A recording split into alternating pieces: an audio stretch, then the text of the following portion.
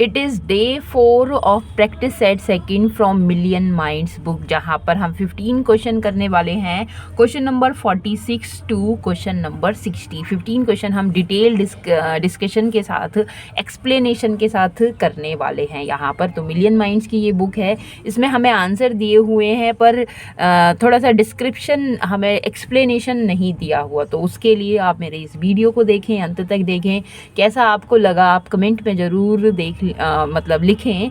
और यदि आप मेरे चैनल पर न्यू हैं तो सब्सक्राइब कर लें, लाइक कर लें, एक कमेंट ज़रूर ड्रॉप करें कि आपको कैसा लगा। आज का पहला क्वेश्चन हम यहाँ देखते हैं कि miracle plays is one in which. तो मिरेकल प्लेज भाई क्या होते हैं और इसमें क्या दिखाया जाता है। इम्प्रोबेबल एंड सेंसनल कैरेक्टर्स आर सोन। तो improbable that can not be happen, जो हो नहीं सकता है ना, ऐसे करेक्टर, सेंसेशनल, उत्तेजना से भरे हुए ऐसे करेक्टर इसमें मिरेकल प्लेज में हमें दिखाए जाते हैं। या फिर सुपर नेचुरल थीम और करेक्टर यहाँ पर दिखाए जाते हैं, क्या वो मिरेकल प्ले होते हैं। या फिर सेक्रेड सब्जेक्ट्स आर रिप्रेजेंटेड, है ना, कुछ religious subject, sacred subject represent किए जाते हैं, ये होते हैं। या मिडीवल सेटअप, मिडिल एज का सेटअप और थीम इनमें दिखाई जाती है, क्या ये मिरेकल प्लेस होते हैं। मिरेकल प्लेस क्या होते हैं, तो आपको है ना दो चीज़ याद रखनी है। आपको मिरेकल प्लेस याद रखने हैं और आपको मिस्ट्री प्लेस याद रखने हैं। आपको मिरेकल प्लेस याद रखने हैं और आपको मिस्ट्री प्लेज भी याद रखने हैं, क्योंकि यहाँ से इस तरह के क्वेश्चन पूछ लिए जाते हैं। तो मिरेकल प्लेज और मिस्ट्री प्लेज में अंतर क्या है। देखो, मिरेकल मतलब क्या होता है, चमत्कार। मिरेकल मतलब क्या होता है, चमत्कार। और मिस्ट्री होता है रहस्य। तो यहाँ आप देख लीजिए कि भाई चमत्कार करता है, तो चमत्कार कौन करता है। चमत्कार करने का काम कोई इंसान करता है, कोई जादू टोना चमत्कार तो इंसान कर लेता है ना। तो इससे याद रखिए कि जो मिरेकल प्लेज होते हैं ना, मिरेकल प्ले, इनमें जो सेंट है, साधु महात्मा सन्यासी हैं, उनकी लाइफ को दिखाने का काम किया जाता है मिरेकल प्लेज में। इनकी स्टोरी, सेंट्स की जो स्टोरी है, उनको दिखाने का काम किया जाता है। जबकि रहस्य, आत्मा क्या है ना, भूत क्या है, और क्या कहते हैं, ईमानदारी क्या है, सच्चाई क्या है, बुराई क्या है, अच्छाई क्या है, अब इन्हें हम आंखों से तो अपने इसे देख नहीं सकते, है ना। ये तो बड़ा एब्स्ट्रैक्ट है हम सब के लिए। तो क्या है, मिस्ट्री है, रहस्य है। अब है कुछ सच जो है वो वास्तव में सच है या नहीं है, रहस्य है। तो भाई इसमें है ना, मिस्ट्री प्लेस में बाइबल की स्टोरीज़ हैं। बाइबल की स्टोरीज़ हमें दिखाई जाती हैं, जो इविल करेक्टर से लेकर, या फिर इविल और अच्छे और बुरे दोनों ही, गुड करेक्टर से लेकर हमें दिखाई जाती हैं बना के। तो देखो, मिस्ट्री प्लेज और मिरेकल प्लेज दोनों ही कहीं ना कहीं वो सारी स्टोरीज़ हैं जो किस पर, बाइबल की स्टोरीज़ हैं, पहली बात। तो मिरेकल प्लेज यहाँ पे हमें जो सेंट्स की लाइफ वगैरह दिखाते हैं, तो इसका आंसर है सेक्रेट सब्जेक्ट्स आर रिप्रेजेंट। तो यहाँ पे पवित्र धार्मिक सब्जेक्ट्स यहाँ पर दिखाए जाते हैं, किसमें, मिरेकल प्लेज में। ठीक है, मैं आपको यहाँ दिखाती हूँ कि कहाँ कहाँ ये पूछा गया है क्वेश्चन। देखिए, तो यहाँ एक क्वेश्चन टीजीटी में आया है 2010 में कि मॉरलिटी प्लेज वर, है ना। तो कब ये प्रोड्यूस किए जाते थे, तो इसका आंसर है 15th और 16th सेंचुरी में। यहाँ पर इसका एक्सप्लेनेशन आपके सामने है, जो कि मैंने डिस्कस कराया है। लिटरेरी टर्म्स से रिलेटेड जो प्लेलिस्ट है, यहाँ पे यूथ कंपटीशन टाइम्स की ये बुक है। जितने भी इसमें लिटरेरी टर्म्स हैं सारे मैंने डिस्कस कराए हैं। 26 नंबर का जो वीडियो उसमें आपको मिल जाएगा, मैं लिंक डिस्क्रिप्शन बॉक्स में दूंगी, वहाँ आप देख सकते हैं। और आप इसका स्क्रीनशॉट ले लें, इसको पढ़ लें। देखिए, मिस्ट्री ऑफ मिरेकल प्लेस से यूजीसी नेट में भी क्वेश्चन पूछा गया है। तो भाई ये बेस्ड होते हैं बिब्लिकल स्टोरीज़ पर, ये बेस्ड होते हैं। इसका आप स्क्रीनशॉट ले लीजिए। डे 12 मैंने लिटरेरी टर्म्स में ये आपको यहाँ पे पढ़ाया है ना। तो ये बिब्लिकल स्टोरीज़ पर बेस्ड होते हैं। और जब ये बन गई थी ना, इनको कंपाइल कर लिया था, साइकिल्स वो नाम से आते थे फिर ये, ठीक है। देखिए, इस क्वेश्चन को भी मैंने लिटरेरी टर्म्स वाले वीडियो में आपको करवाया है ना। पूरा प्लेलिस्ट का मैं आपको लिंक दूंगी, वहाँ से आप देख सकते हो। इसको मैं थोड़ा पढ़ के आपको बताऊंगी, समझाना है कि the mystery plays were based on, तो स्टोरीज फ्रॉम बाइबल की स्टोरीज पर ये थे, वेदास से भी नहीं थे। Stories from the lives of saint, है ना। तो ये मिस्ट्री प्लेज हैं। मिरेकल प्लेज जो थे, चमत्कार जो करेंगे भाई, ये चमत्कार कौन करेगा, तो चमत्कार तो इंसान करेगा, जबकि मिस्ट्री तो रहस्य है ना। तो सेंट्स जो है वही चमत्कार करके वो दिखाते थे, तो उनकी लाइफ पर क्या है, मिरेकल प्लेज हैं, इसको भी ध्यान रखना। और स्टोरीज फ्रॉम ग्रीक राइटर्स, तो ग्रीक राइटर नहीं, सेंट्स की स्टोरी को दिखाया जाता था, ठीक है। अब देखो क्या लिखा है कि mystery plays were based on stories from Bible, तो बाइबल्स की स्टोरी पर बेस्ड थे। Mystery plays and miracle plays are among the earliest formally developed plays in medieval Europe. तो देखो यहाँ पे मिडीवल यूरोप की बात की गई है। It focused on representation of biblical stories, तो बाइबिलियन स्टोरीज जो हैं उनको इनमें दिखाया जाता था। जो ये एक्सप्लेनेशन है इसको भी आप ध्यान रखें, इसका स्क्रीनशॉट ले लें, इंपॉर्टेंट है। देखिए एक और क्वेश्चन मैं यहाँ आपको दिखाती हूँ, यूजीसी नेट में पूछा गया है कि मिरेकल प्लेज, अब देख लीजिए, miracle plays based on lifes, तो नाइट्स की भाई भी नहीं है, पिलग्रिमर्स की भी नहीं है, क्रूसेडर्स की भी नहीं है, ये सेंट्स की लाइफ पर बेस्ड होते हैं। और इसका भी आप स्क्रीनशॉट ले लें। तो ये क्या दिखाते हैं, मार्टीडम ऑफ सेंट्स, कि भाई जो सेंट है, कोई एक सेंट है, उसकी जो शहादत है ना, अब उसने शहादत सेंट्स ने क्या की है, मिरेकल करने पर, चमत्कार दिखाने पर, है ना। रियल क्या लिखा है, miracle plays also called saints play present a real और फिक्टिशियस, वास्तविक या काल्पनिक अकाउंट्स ऑफ लाइफ मिरेकल्स, ठीक है। तो ये आप इसको समझिए।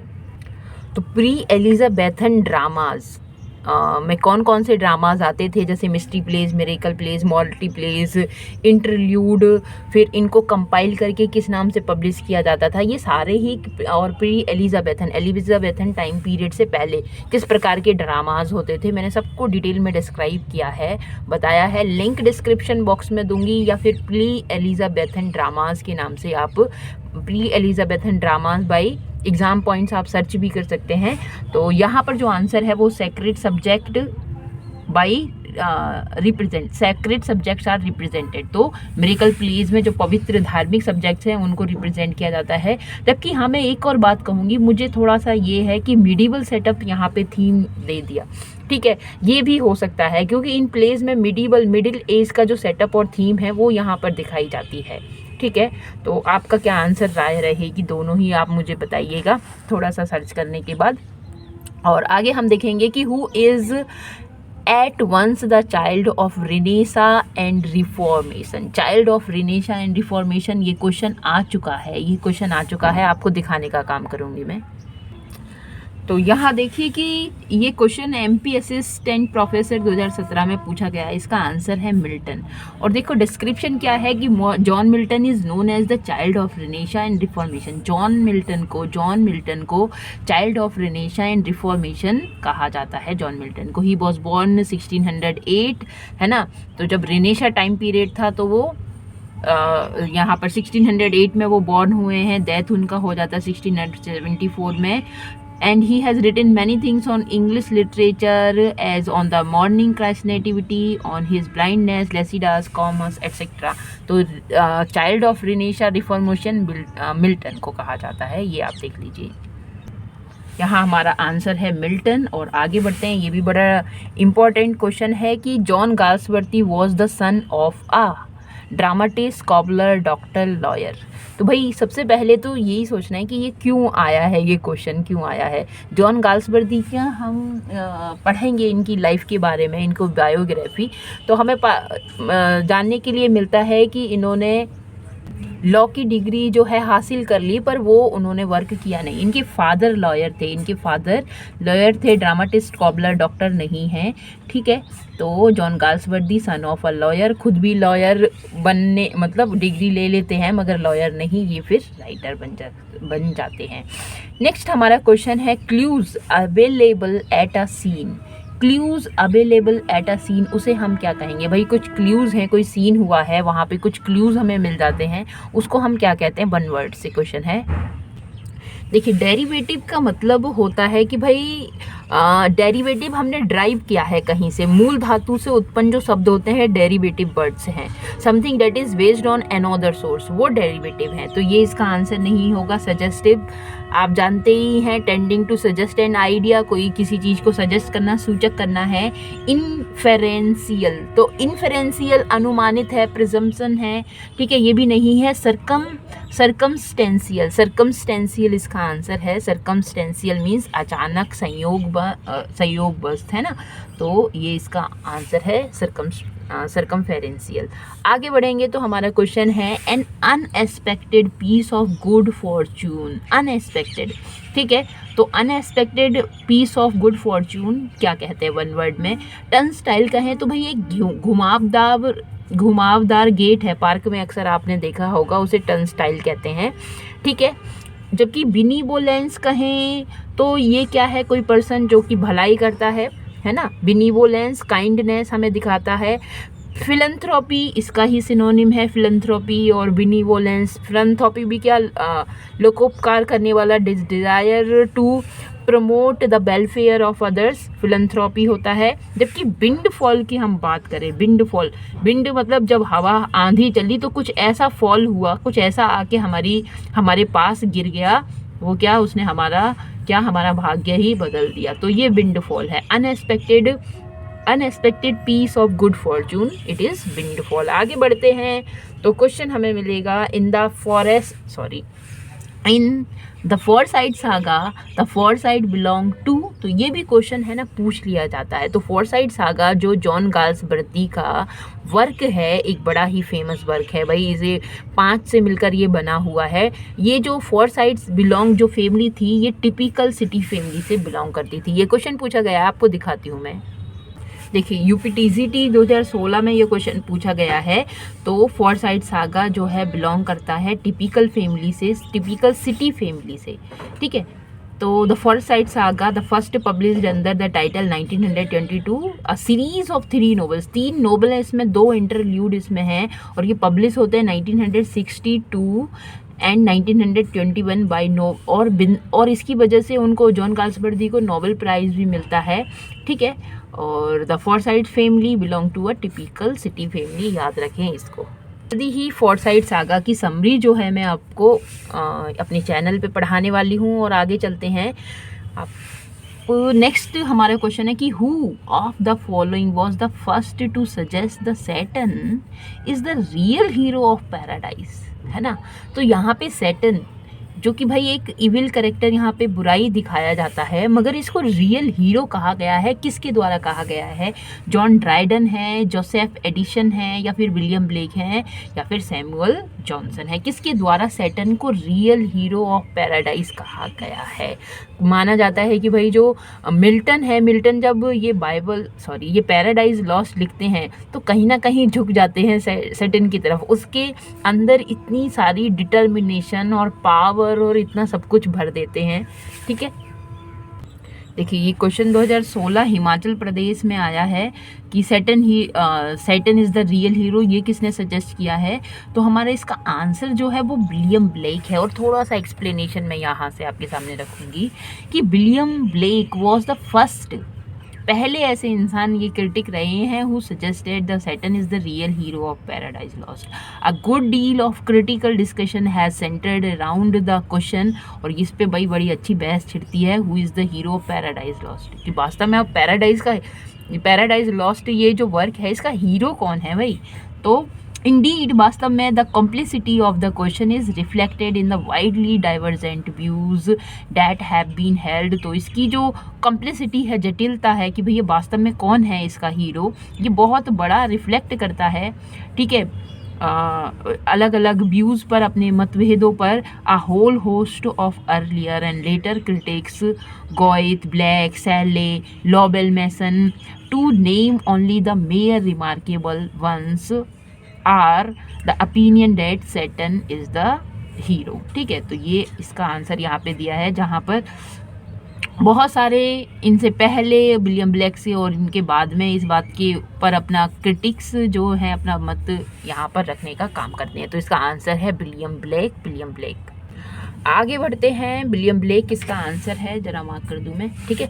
और आगे बढ़ते हैं। तो व्हाट इज मोनोडी? मोनोडी क्या है? अ पोएम ऑफ मॉर्निंग, जहाँ दुख विलाप दिखाया जाता है, spoken by one person only, एक पर्सन के द्वारा, है ना। मोनो एक कोई दिखाता है, monody. A poem regarding praise of one individual by another, किसी और की प्रेज प्रशंसा किसी और के द्वारा। A poem about one self, स्वयं के लिए, वंस ओन थॉट और ideas. A poem written by the singular metrical pattern, तो ये भी इसका आंसर नहीं है। इसका आंसर है अ पोएम ऑफ मॉर्निंग। दुख भरी ये पोएम होती है spoken by one person only, एक पर्सन के द्वारा कही जाती है, तो ये मोनोडी का आंसर है।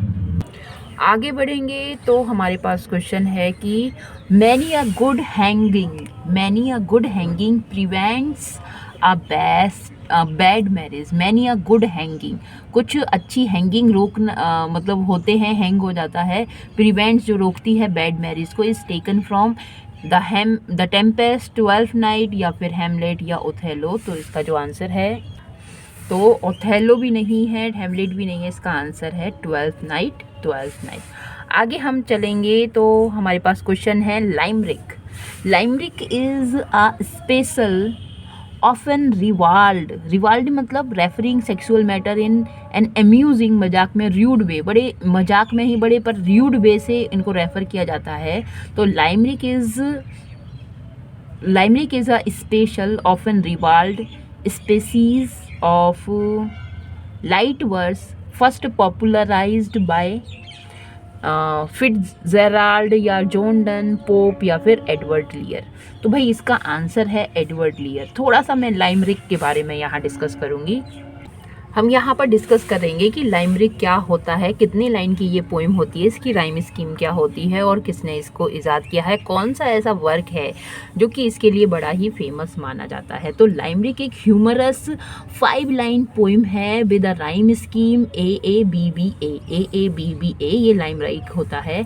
इन 1845 में Edward लियर published a book called the book of nonsense. तो एडवर्ड लियर ने एक बुक पब्लिश की जिसका टाइटल रखा बुक ऑफ नॉनसेंस, जिसमें ही फीचर्ड 72 लाइमरिक्स। उसने लगभग 72 लाइमरिक्स को यहाँ पर दिया। This is the first history of लाइमरिक। तो लाइमरिक के इतिहास का ये पहला यहाँ पर वर्क बताया जाता है, which includes a published work, जो कि एक पब्लिश्ड वर्क है। इससे पहले भी लाइमरिक होंगे पर पता नहीं पब्लिश नहीं हुए थे। In this book you would note, अब जब अगर तुम ये बुक देखोगे कि तो एक चीज़ आपको भी यहाँ पे नोट मिलेगी, क्या, limerick is often accompanied by mischievous photo. बड़े शरारत से भरे हुए फोटोज़ के साथ लाइमरिक आपको देखने के लिए मिलेगा। तो भाई लाइमरिक में कितने लाइन की पोएम है, एक चीज़, इसका नाम क्या है, फेमस बुक, पहली पूरी हिस्ट्री में published first book, the book of nonsense, किसने ईजाद किया, किसने इसको लिखा, तो एडवर्ड लियर 1845। ये 3 चीज़ याद रखिए, 3-4 चीज़ आपका काम हो जाएगा लाइमरिक से। चलिए, तो एडवर्ड लियर इसका आंसर है। और आगे का हम क्वेश्चन देखेंगे कि romantic age is also known, age of Pope, age of Wordsworth. तो रोमांटिक एज जो है एज ऑफ बर्ड्सवर्थ कहलाती है। रोमांटिक एज ऑफ बर्ड्सवर्थ कहलाती है 1798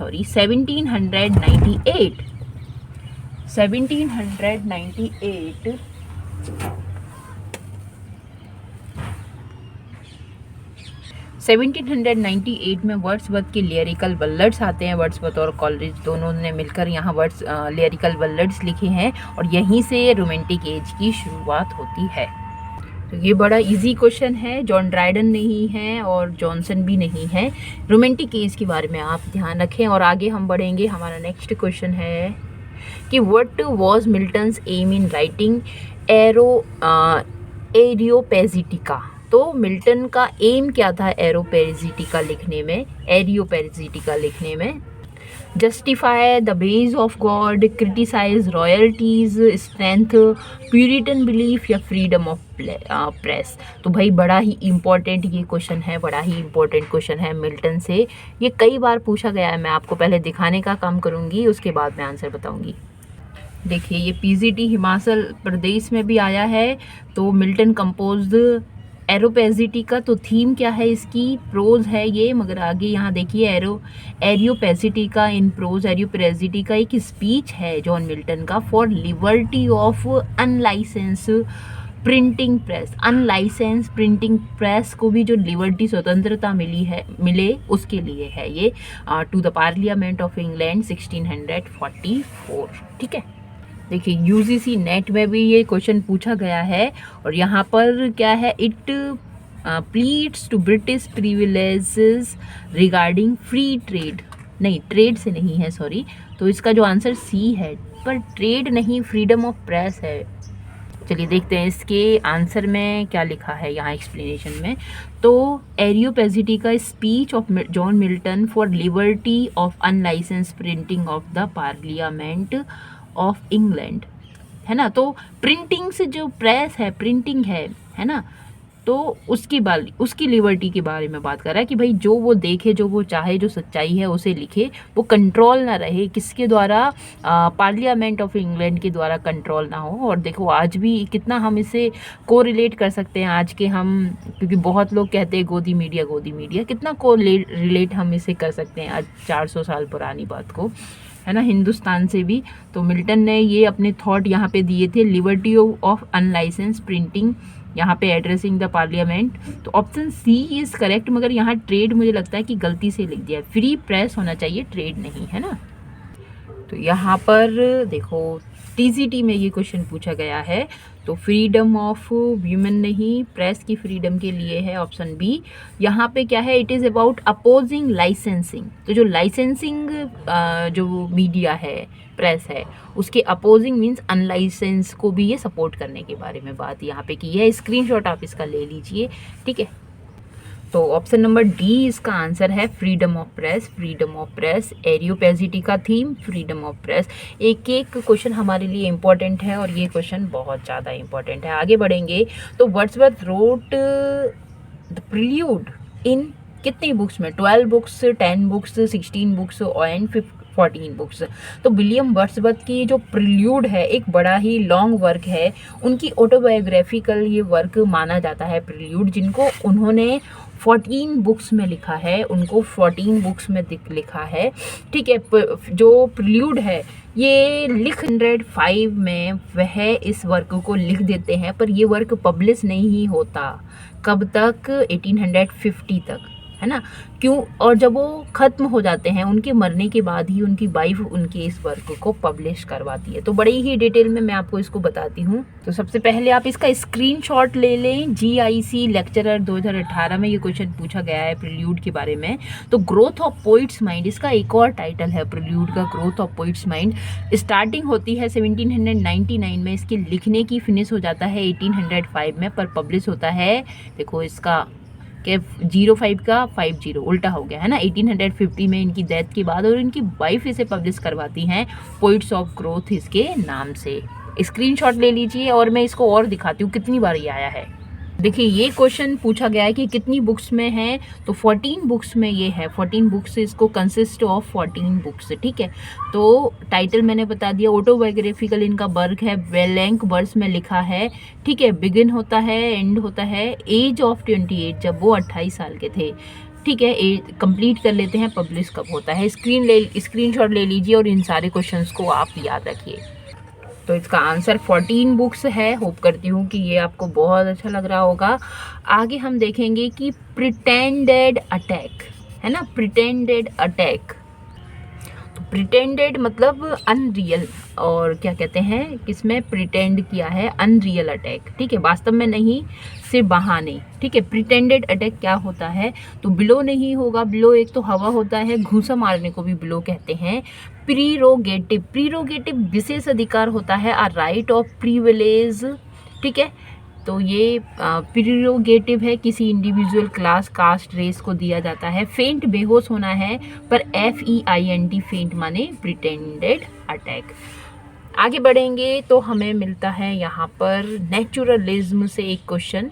तो which is the term used by Émile Zola and other French writer to distinguish their method from the realism of Balzac and Flaubert।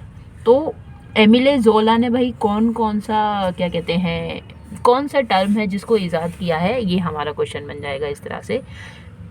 तो naturalism, सरेलिज्म और नेचुरिज्म और नेचुरलिज्म यहाँ लिखा है, सरेलिज्म और ह्यूमनिज्म।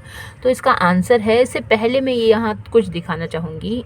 देखिए, नेचुरलिज्म से मैं यहाँ आपको दिखा रही हूँ, ये एक लिटरेरी जनरा है, स्टार्ट होता है literary age a literary movement की तरह लेट 19th सेंचुरी में। इसको आप ध्यान रख लीजिए।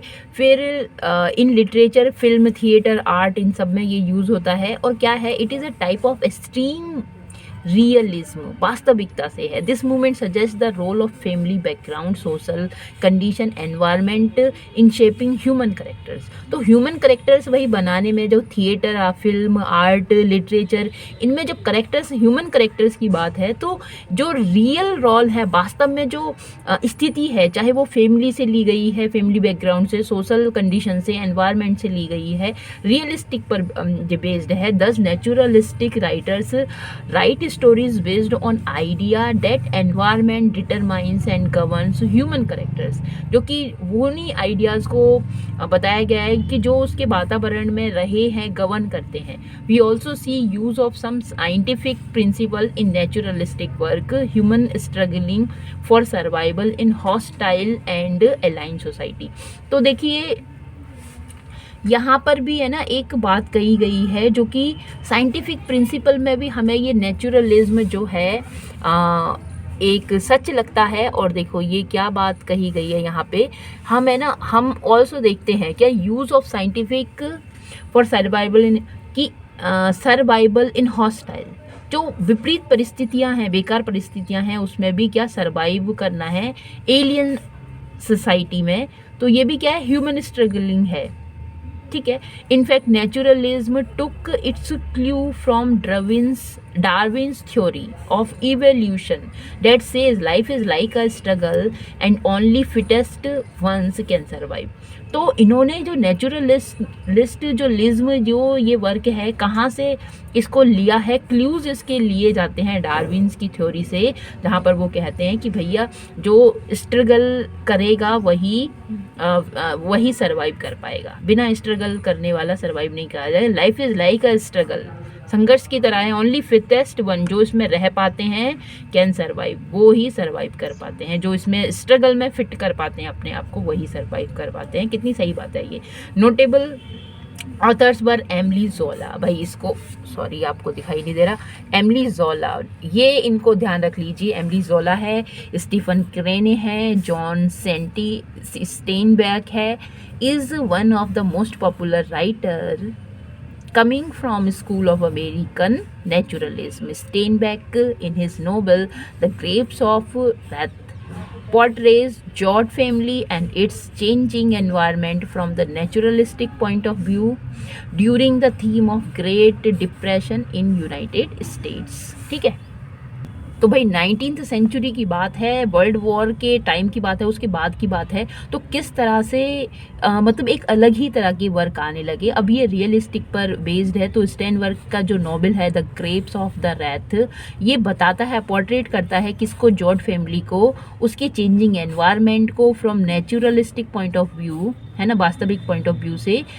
During the times of great depression in United state. वैसे तो भाई वॉर में जाना है, शहादत देनी है, ये करना है, वो करना है, कितना अच्छा लगता है सुनने में, इस तरह की कहानियाँ, किस्से हमें देखने को मिलते हैं। But what is the reality, है ना, जब आप जाते हो ना लड़ने हो, तो उसके बाद कैसा दिल धक धक करता है, फिर क्या कंडीशन हो जाती है ना, कितनी ब्रेवरी दिखाई जाती है। तो उनके पीछे भाई वास्तव में क्या है और रियल, वो मतलब रियल में क्या है और फैंसी क्या है, इन दोनों के बीच में एक बैलेंस साधने के लिए नेचुरलिस्टिक ये जो पोइट वर्क, ये जो राइटर क्रिटिसिज्म ये लिखते हैं, नेचुरलिज्म इन्होंने दिया है वर्क, जो इनके लिटरेचर में, फिल्म्स में, थ्योरीज में ये सब दिखाया जाता है। होप करती हूँ कि नेचुरलिज्म आपको समझ में आया होगा। तो इसका आंसर नेटूरिज्म नहीं नेचुरलिज्म होगा, एमिली जोला नेचुरलिज्म, इतना आप याद रख लीजिए टीजीटी के लिए। होप करती हूँ कि ये आपको बहुत अच्छा लगा होगा। कमेंट करके आप ज़रूर बताएं कि आपको कैसा लगा होगा। Thanks for watching it, thank you.